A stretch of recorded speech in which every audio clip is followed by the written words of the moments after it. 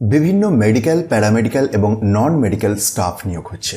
যেমন nursing assistant, যোগ্যতা লাগবে জিএনএম और ডিপ্লোমা और class 1 nursing assistant course. Minimum 5 বছরের অভিজ্ঞতা লাগবে, বেতন 36,500 টাকা। দেন ফার্মাসিস্ট, যোগ্যতা লাগবে B Pharm 10+2 with science stream, diploma in pharmacy, minimum 3 years work experience.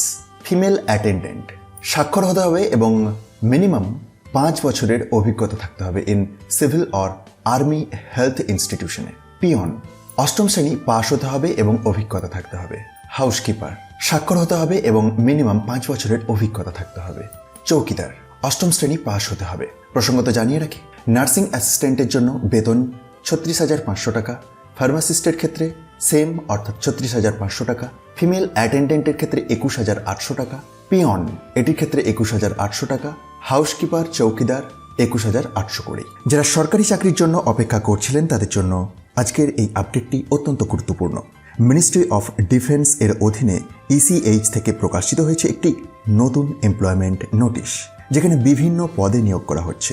সবচেয়ে গুরুত্বপূর্ণ বিষয় হলো এটি হচ্ছে ইসিএইচএস অর্থাৎ ex serviceman contributory health scheme এর অধীনে, অর্থাৎ ডিফেন্স সেক্টরে যুক্ত হওয়ার একটি গুরুত্বপূর্ণ সুযোগ।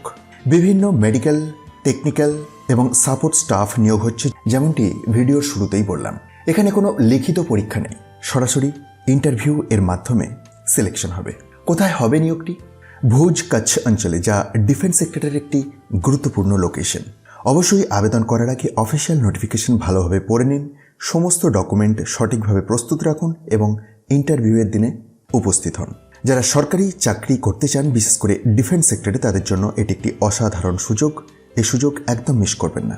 যদি এমন আরও নতুন নতুন চাকরির আপডেট পেতে চান, তাহলে এখনই চ্যানেলটি সাবস্ক্রাইব করুন, ভিডিওটি লাইক করুন এবং আপনাদের বন্ধুদের মধ্যে শেয়ার করুন।